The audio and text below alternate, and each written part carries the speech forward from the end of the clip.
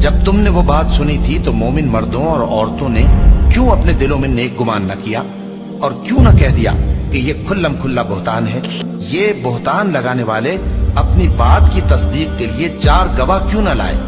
تو جب یہ گواہ نہیں لا سکے تو اللہ کے نزدیک یہی جھوٹے ہیں۔ اور اگر دنیا اور آخرت میں تم پر اللہ کا فضل اور اس کی رحمت نہ ہوتی تو جس شغل میں تم منہمک تھے اس کی وجہ سے تم پر بڑا سخت عذاب نازل ہوتا، جب تم اپنی زبانوں سے اس کا ایک دوسرے سے ذکر کرتے تھے اور اپنے منہ سے ایسی بات کہتے تھے جس کا تم کو کچھ بھی علم نہ تھا، اور تم اسے ایک ہلکی بات سمجھتے تھے، حالانکہ اللہ کے نزدیک وہ بڑی بھاری بات تھی۔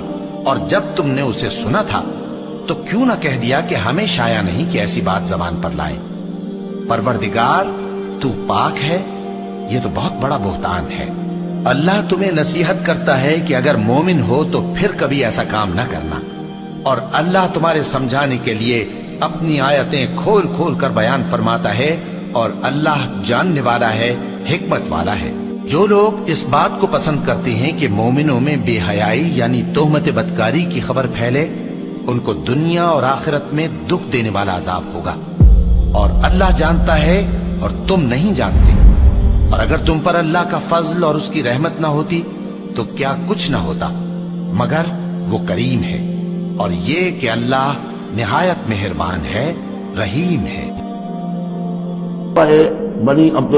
بنی مستلق میں حضور سن 6 کا ہے یہ واقعہ، ہجری کا تشریف لے گئے تھے۔ جب وہاں سے واپس آ رہے تھے تو جہاں رات کو ایک جگہ پر قیام تھا، اور حضرت عائشہ صدیقہ جو ہے ایک ہودج میں علیحدہ ہوتی تھی، جیسے جس کو کہ اٹھا کر جو لوگ آتے تھے حمال وہ اٹھا کر اسے اونٹ پر رکھ دیتے تھے، اور جہاں پر پڑا ہوا وہ ہودج اونٹ پر سے اتار کر نیچے رکھ دیا۔ تو رات کو کہیں قضائے حاجت کے لیے نکلی، پیشاب وغیرہ کی حاجت ہوئی، وہ کہیں گئی، وہاں کو دیر لگ گئی، اور دیکھا واپس آ کر تو کہیں ہار اپنا گر گیا تھا۔ اس ہار کو دیکھنے کے لیے واپس گئی، اتنی دیر میں وہ حمال آئے، اور حضرت عائشہ بہت دبلی پتلی تھی، انہیں اندازہ نہیں ہوا کہ اس ہودج میں اس وقت ام المومنین موجود نہیں ہے۔ انہوں نے اٹھایا اور وہ کوچ کا وقت ہو گیا تھا، اونٹ کے اوپر رکھا اور قافلہ چل گیا۔ اب یہ آئیں واپس، اب دیکھا کہ وہ تو قافلہ جا چکا، ہکا بکا کیا کریں، تنہا ہے، رات کا وقت ہے۔ اس وقت انہوں نے بڑی عقل مندی سے کام لیا کہ اب اگر میں قافلے کے پیچھے دوڑی چلی تو پتہ نہیں میں کسی غلط راستے پر مڑ جاؤں اور پھر وہ تلاش بھی نہیں کر سکیں گے مجھے، تو بہتر یہ کہ میں یہیں پر بیٹھی رہوں، تاکہ انہیں جب بھی خیال ہوگا کہ اس ہودج کے اندر جو ہے ام المومنین عائشہ صدیقہ موجود نہیں ہے تو وہ تلاش میں پھر یہیں آئیں گے۔ تو وہاں بیٹھی ہوئی تھی، رات کا وقت تھا، نیند آ گئی، سو گئی، اس سے آپ کا چہرہ بھی کھل گیا۔ تو ایک صاحب تھے صحابہ میں سے صفوان ابن معطل، ان کی ڈیوٹی یہ ہوتی تھی کہ وہ لشکر کے پیچھے پیچھے چلتے تھے۔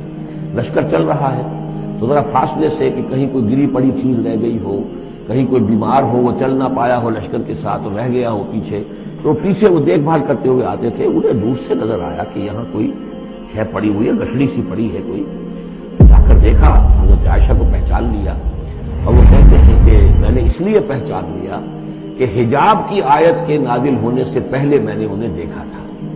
حجاب کی آیت نازل ہوئی ہے سورہ احزاب میں، سورہ احزاب 1 سال پہلے نازل ہو چکی ہے، تو جب تک حجاب کی آیت نہیں آئی تھی، ظاہر بات ہے کہ وہاں پردہ نہیں تھا، کوئی نقاب نہیں اوڑھتی تھی خواتین، اور نہ امہات المومنین، لہذا پہچانتے تھے۔ تو چونکہ چہرہ کھلا ہوا تھا ام المومنین کا، تو انہوں نے کہا انا للہ و انا الیہ راجعون، یہ الفاظ جو کہے تو حضرت عائشہ کی آنکھ کھل گئی، اور وہ پھر اٹھ کر بیٹھی، انہوں نے اپنا کپڑا درست کیا، لیکن پھر انہوں نے یہ کیا صفوان ابن معطل نے کہ اپنا اونٹ بٹھا دیا خاموشی کے ساتھ، حضرت عائشہ اس پر سوار ہو گئی، اور وہ آگے اس کی وہ نکیل پکڑ کر وہ چلتے گئے اور قافلے میں پہنچ گئے۔ وہاں عبداللہ ابن ابی نے شور مچا دیا کہ خدا کی قسم تمہارے نبی کی یہ بیوی جو بچ کر نہیں آئی ہے، مطلب یہ کہ یہ تو اب یہ معاملہ جو رہا ہے، تنہائی رہی ہے، علیحدہ رہے ہیں، تو گویا کہ زنا کا معاملہ ہو گیا ہے۔ یہ اس کی جو بھی اس کی گندی سوچ تھی، ظاہر بات ہے کہ مکھی تو گندگی پر بیٹھتی ہے، اس کو تلاش رہتی ہے گندگی کی، اس کے لیے تو یہ ایک موقع مل گیا اسکینڈل اٹھانے کا۔ یہ اسکینڈل بڑھتے بڑھتے ایک طوفان بن گیا، اور اس میں بعض جو ہیں بہت ہی مخلص لوگ بھی، حضرت حسان بن ثابت رضی اللہ تعالیٰ عنہ جو دربار نبوی کے گویا کہ سرکاری شاعر تھے، ان کا بھی معاملہ اس کے اندر ایسا ہو گیا کہ وہ بھی ملوث ہو گئے۔ تو یہ ہے واقعہ افک کا۔ لیکن اس کے بعد قرآن مجید میں پھر یہ آیات نازل ہوئی، اللہ تعالیٰ نے برات کر دی، اور پھر یہ کہ ان کی پاک دامنی اور پاک بازی جو ہے وہ ثابت ہو گئی اور اس کے بعد یہ معاملہ رفع دفع ہو گیا۔ میرے نبی فرما رہے ہیں عائشہ کوئی گناہ ہوا ہے تو توبہ کر لے، اللہ معاف کر دے گا۔ اللہ اکبر، اللہ اکبر۔ اور اگر نہیں ہوا تو اللہ ضرور تیرے حق میں فیصلہ سنائے گا۔ تو حضرت عائشہ 24 گھنٹے سے سوئی نہیں تھی، اٹھ کے بیٹھ گئی، رو رہی تھی، ایک دم آنسو خشک ہوئے۔ ابا میری صفائی پیش کر۔ ابو بکر کہ بیٹی میں کچھ نہیں کہہ سکتی۔ اماں میری صفائی پیش کر۔ کہ بیٹی میں کچھ نہیں کہہ سکتی۔ تو فرمایا اگر میں جھوٹ بولوں تو اب سب مجھے سچ مانو گے، اور اگر میں سچ بولوں تو کوئی مجھے سچا نہیں مانے گا۔ میں اپنے اوپر الزام کیسے دھر لوں؟ میں اپنے رب کو پکارتی ہوں، میں یعقوب کے رب کو پکارتی ہوں، یوسف کے باپ کو پکارتی ہوں۔ کہتے مجھے حضرت یعقوب کا نام بھول گیا غم کی وجہ سے۔ میں نے کہا میں یوسف کے باپ والا جملہ بولتی ہوں جو انہوں نے کہا تھا فصبر جمیل واللہ المستعان، اور یا لیٹی تو ایک دم وحی آئی۔ اب 1 مہینے کے بعد وحی آئی، اور حضرت عائشہ فرماتی میں تو مطمئن تھی کہ جو بھی آئے گا میرے حق میں آئے گا، لیکن مجھے یہ نہیں پتا تھا کہ میرے حق میں قرآن ہی آ جائے گا۔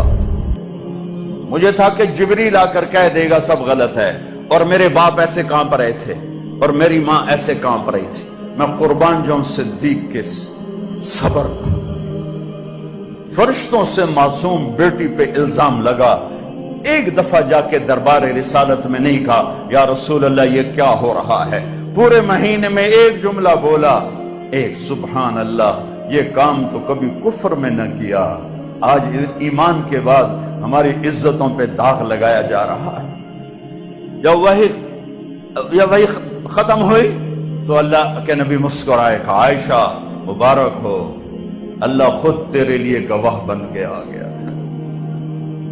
تو حضرت ام رومان نے کہا بیٹی اٹھو، اللہ کے نبی کا شکر ادا کرو۔ تو فرمایا نہیں، میں اس کا شکر ادا کروں گی جو میرا گواہ بن گیا ہے۔